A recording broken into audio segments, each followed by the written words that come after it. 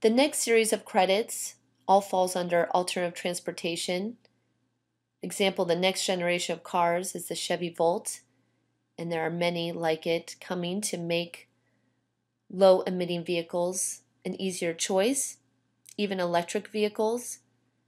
In London, the mayor has proposed putting recharging stations in every mile. So really building the infrastructure is also important, just as an example. So sustainable sites, credits 4.1 through 4.4, all fall under alternative transportation.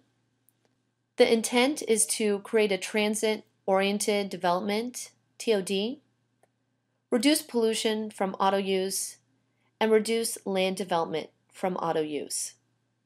In LEED version 4, draft 4, these credits have shifted to location and transportation section. The alternative transportation credit series starts with public transportation SS credit 4.1. This is very heavily weighted in LEED version 3. There are 6 points available for new construction, 4 points available for schools, and 6 points available for core and shell. There are 3 different options to achieve this credit. Option 1 is to locate a project within a half-mile walking distance from the main building entrance from an existing or future planned and funded commuter rail or subway station. I'm currently located in Portland, Oregon, and we have great examples of this with both our streetcar and our MAX line. Option 2, locate project within a quarter-mile walking distance from 2 public or campus bus lines, including school bus lines, which may count as 1. Option 3, schools. Show with an attendance boundary that 80% of students are within 3/4 mile walking distance for grades 8 and below, and 1.5 mile walking distance for grades 9 and above. In LEED version 4, draft 4, this credit is now called quality transit and has multiple thresholds to reward various densities. The benefits include reduced energy demand for transportation and associated CO2, less added asphalt, which saves on new infrastructure costs, heat island effect, and stormwater runoff, less charges from local utilities for stormwater fees. So this begins to address the triple bottom line, looking at environmental implications, the effect on the local community, social implications, health, and also the typical bottom line of costs, especially life cycle costs, looking at the full life of the systems and design of a building and entire development. Lowered fees can help rationalize that life cycle costs and get a better return on investment, which can help incentivize green building initiatives. Relating credits include site selection and development density and community connectivity, since there's often hubs around these mass transit lines. Innovation could come from a comprehensive management plan that applies to all 4 credits within alternative transportation. You could get 1 innovation and design credit. Another way to achieve that exemplary performance design credit in the innovation design section is to double the transit ridership, which means provide 2 times the quantity of transit service required. In this case, the frequency must be 200 public transit rides per day. Implementation: you use an area drawing, aerial photo, or map to calculate walking distance. Private shuttle buses may satisfy the requirement if they connect to transit lines and run during peak hours. A good tool is Google Maps pedometer. And in considerations for O&M, although we're focused on LEED, new construction, building design and construction, it's important to look at the full life cycle of the building And a way to incentivize this is to provide subsidized passes, a free ride home program for commuters that work unexpected hours, provide info about mass transit, and participate in local or regional transportation planning, and track public rides. It's important to understand how to calculate full-time equivalent occupants, FTE.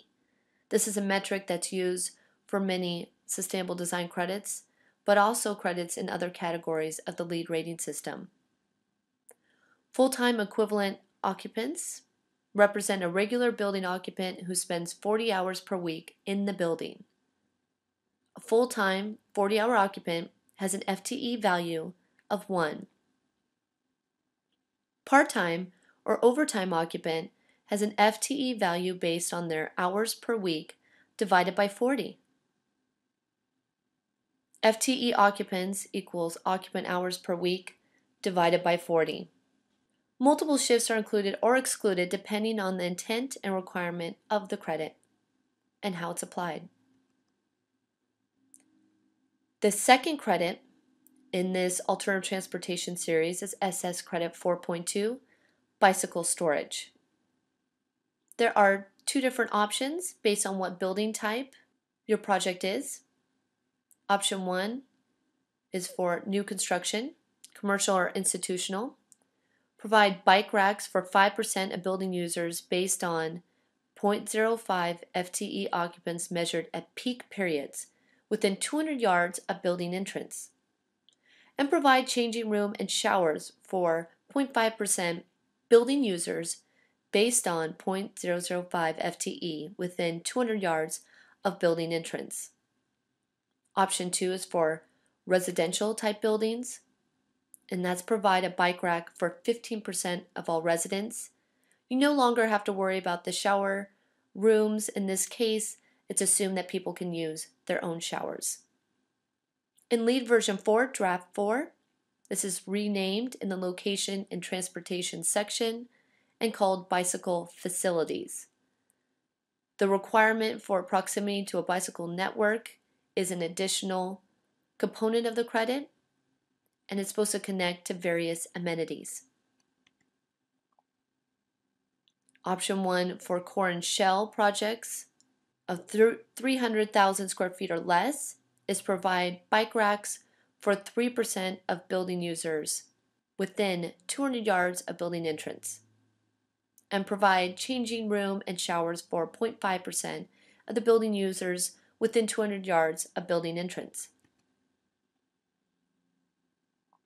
Option 2 for core and shell, larger than 300,000 square feet, is to provide bike racks for 3% of building users for up to 300,000 square feet, then an additional 0.5% for occupants in the additional area.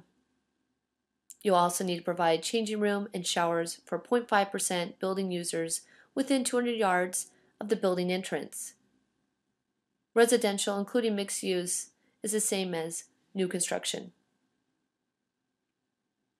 As you can see in the images, there's various types of bike racks that can end up looking like art sculptures as well. Green design can definitely be incorporated with the aesthetic the building is trying to achieve. It's important to work with the design team in an integrated process to achieve these goals. The requirement for schools for SS Credit 4.2 bicycle storage is slightly different. Bike rack requirements are the same as new construction for all building staff and students above grade 3 level, but the shower and changing facilities remain the same, and for campuses and multiple building developments, facilities can be shared. You need to provide dedicated bike lanes that extend at least to the end of the school property in 2 or more directions without any barriers on school property. So there need to be additional safety considerations for bike commuting for K through 12 schools. Clear separation between vehicular and bicycle traffic, secure bicycle storage, well-designed exterior lighting, permitted barriers that students can easily pass through during peak hours, and privacy for students and staff in shower facilities are especially sensitive for school projects. Bike racks could also be part of a school program to actually create in maybe a summer program or art class. For schools, you need to determine the number of secure bicycle storage spaces and changing and shower facilities required for the building and follow the steps. Step 1. Identify the total number of building occupants for each occupancy type. In buildings with multiple shifts, use only the highest volume shift, but consider shift overlap when determining peak building users. This includes full-time staff, part-time staff. This could include student teachers, students above grade 3, peak transients, volunteers, visitors, and other staff. Step 2. For full-time and part-time staff, calculate the full-time equivalent occupancy number by following the guidance in equation 1 under LEED for new construction calculations. Step 3. Calculate the number of secure bicycle spaces required for each group of occupants according to equation 8. So equation 8 includes the number of secure bike spaces, which is staff occupant spaces equal FTE staff occupants times 0.05, B transient spaces, which equals peak transients times 0.05, and C students times 0.05 as well.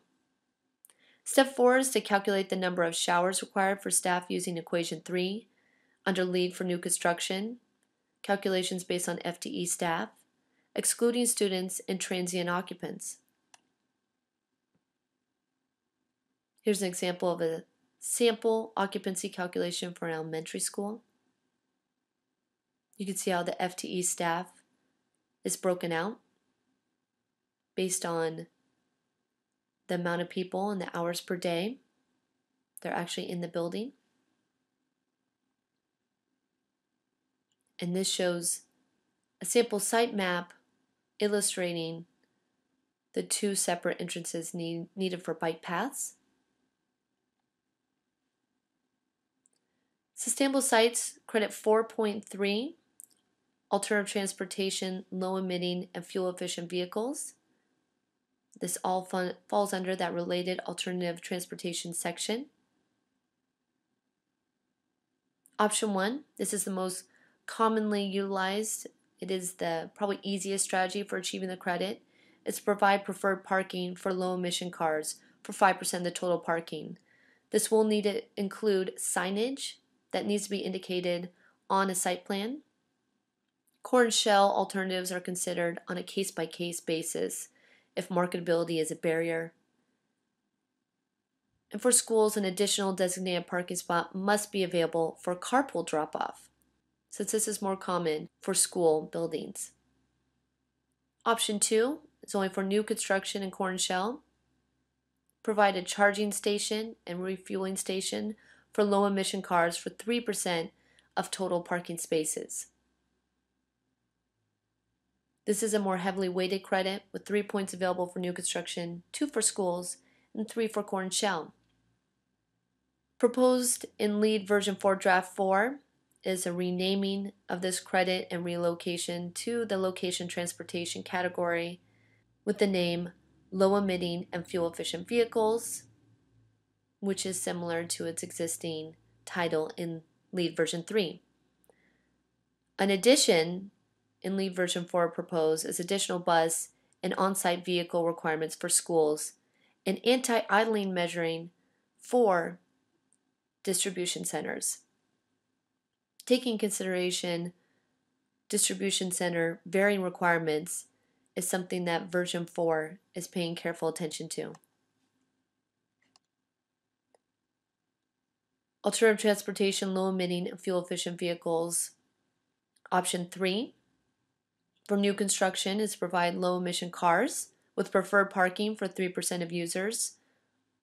This may sound like an unlikely case, but I do know some developers that were considering this so the ongoing operations and maintenance of the building actually stay consistent with the goals in the design period. Getting tenants engaged with something like a plug-in vehicle, an electric car, could be a way to incentivize this type of behavior for a more efficient lifestyle that has a lower impact. Option 4 is to provide occupants a low-emitting vehicle sharing program. This is common in some public agencies in the Portland area, and I think is growing in the private sector as well. Option 5 is for schools only. Buses and maintenance vehicles serving the school must use 20% natural gas, propane, or biodiesel, or be low-emitting and fuel-efficient vehicles. Note that low-emission cars are ZEV, zero-emission vehicles, according to California Air and Resource Board, or meet a C green score of 40, and that's the American Council of an Energy Efficient Economy. There are additional requirements for these credits, such as a vehicle sharing contract must be signed for at least 2 years. The estimated number of customers served per vehicle must be supported by documentation and narrative explaining the program. This has an effect on the total project's carbon footprint because electric vehicles, for example, generate 0 greenhouse gases during operation. A complete life cycle analysis of your choice is important because there are greenhouse gases emitted during the production of electric vehicles and of the electricity to charge them. So it's important to take a holistic view on what is the best decision for your project type and area, considering your surrounding context as well. Example of preferred parking shown on a site plan.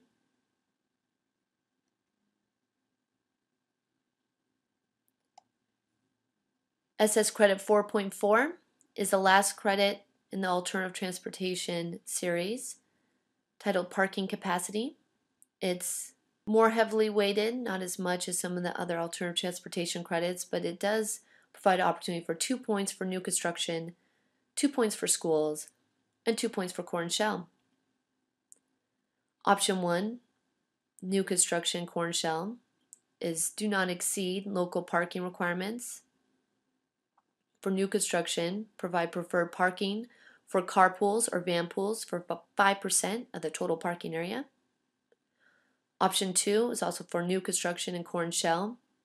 For projects that provide parking for less than 5% for new construction or 3% for core and shell of full-time equivalent building occupants, provide preferred parking for carpools or van pools of the total parking area.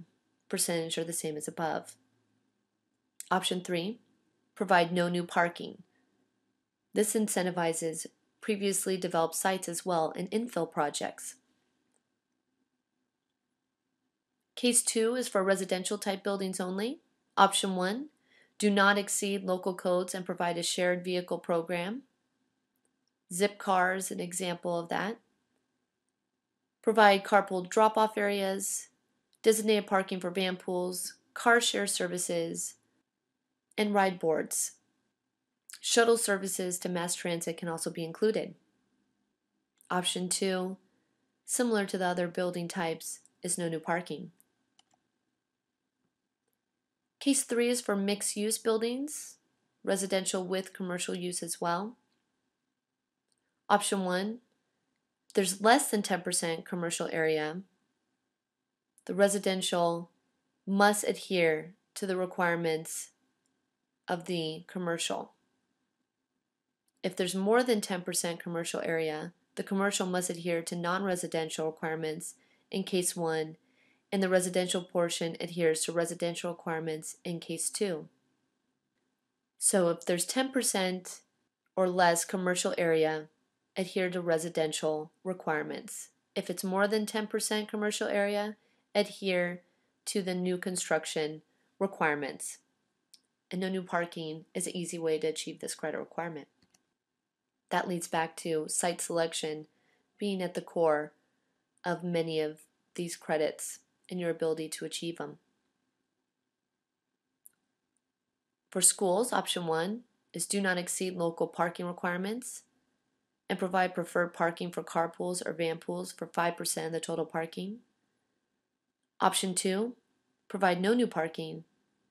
Option 3, for projects with no minimum local zoning requirements, provide 25% fewer parking spaces than the applicable standard listed in the Institute of Transportation Engineers. Related credits or synergies include site development, protect or restore habitat. Reducing parking offers more space that could be open, native green space, which can therefore help with stormwater management and reduce heat island effect.